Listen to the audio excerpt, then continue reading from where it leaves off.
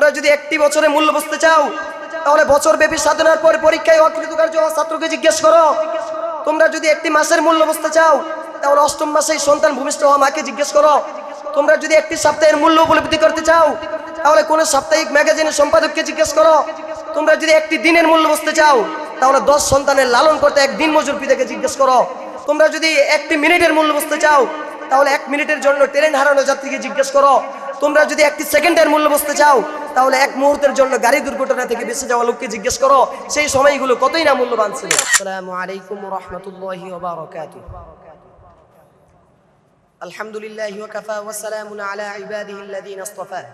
আম্মা বা'দ فقد قال الله تبارك وتعالى فأعوذ بالله من الشيطان الرجيم بسم الله الرحمن الرحيم والعصر إن الإنسان لفي خسر إلا الذين آمنوا وعملوا الصالحات وتواصوا بالحق وتواصوا بالصبر وقال رسول الله صلى الله عليه وسلم نعمتان مغبون فيهما كثير من الناس الصحة والفراغ أو كما قال عليه الصلاة والسلام।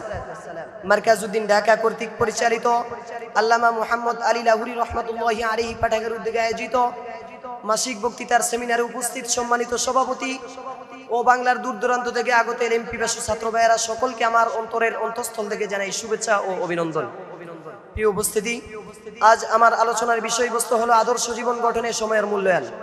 আমি আমার নির্ধারিত বিষয়ে ক্ষুদ্র জ্ঞান থেকে কিঞ্চিত পরিমাণ আলোচনা করার প্রয়াস চালাবো ইনশাআল্লাহু তাআলা। প্রিয় উপস্থিতি, আসুন আমরা প্রথমে আদর্শ জীবনের রূপরেখা নিয়ে আলোকপাত করি। আদর্শ জীবন বলতে বুঝে থাকি জ্ঞান বিজ্ঞানের উৎকর্ষ সাধন ও নীতি নৈতিকতায় কোরআন সুন্নাহর পূর্ণাঙ্গ অনুসরণ। মোদ্দা কথা, কামিল ব্যক্তিত্ব হিসেবে নিজেকে প্রতিষ্ঠিত করা। প্রিয় বন্ধুগণ, আসুন আমরা এবার সময়ের গুরুত্ব ও তার তাৎপর্য নিয়ে আলোচনা করি।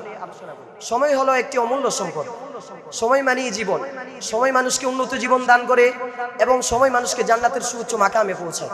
আবার সময়কে অবমূল্যায়ন করার কারণে সময় মানুষকে জাহান্নামের অতল গহ্বরে নিক্ষেপ করে।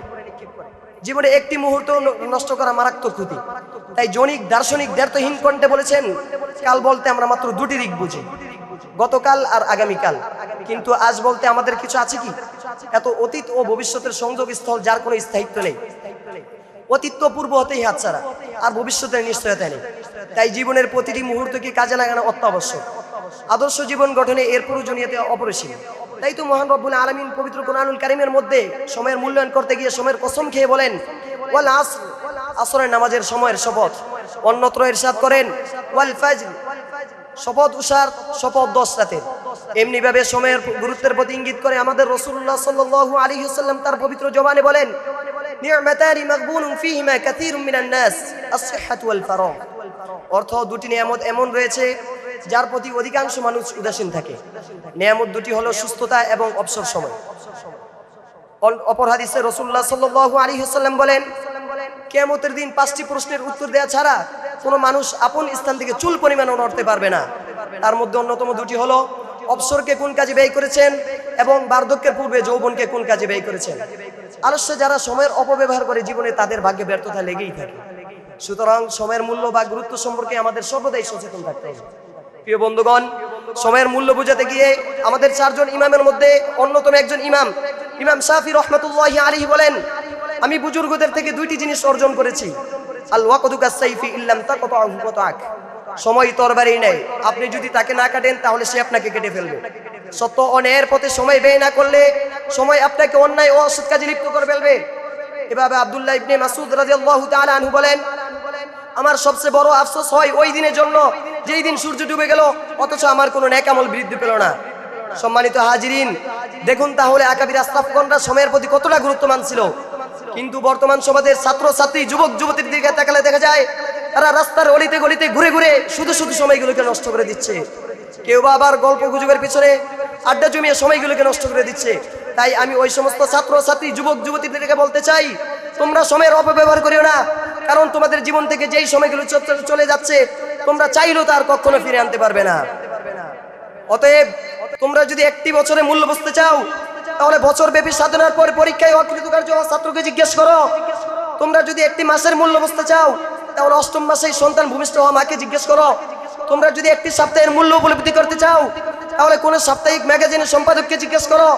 তোমরা যদি একটি দিনের মূল্য বুঝতে চাও তাহলে 10 সন্তানের লালন করতে এক দিন মজুর পিতাকে জিজ্ঞেস করো। তোমরা যদি একটি মিনিটের মূল্য বুঝতে চাও তাহলে 1 মিনিটের জন্য ট্রেন হারানো যাত্রীকে জিজ্ঞেস করো। তোমরা যদি একটি সেকেন্ডের মূল্য বুঝতে চাও তাহলে 1 মুহূর্তের জন্য গাড়ি দুর্ঘটনা থেকে বেঁচে যাওয়া লোককে জিজ্ঞেস করো, সেই সময়গুলো কতই না মূল্যবান ছিল। সুতরাং উপরোক্ত আলোচনা থেকে আমাদের সামনে দিবালোচনা স্পষ্ট হয়ে গেল যে সময়কে মূল্যায়ন করাই সবচেয়ে গুরুত্বপূর্ণ বিষয়। তাই প্রিয় ছাত্র ভাইরা, আমরা যদি সময়কে মূল্যায়ন করতে পারি আমরাই হব আগামী দিনে আশরাফ আলী থানভী রাহমাতুল্লাহি আলাইহির মতো।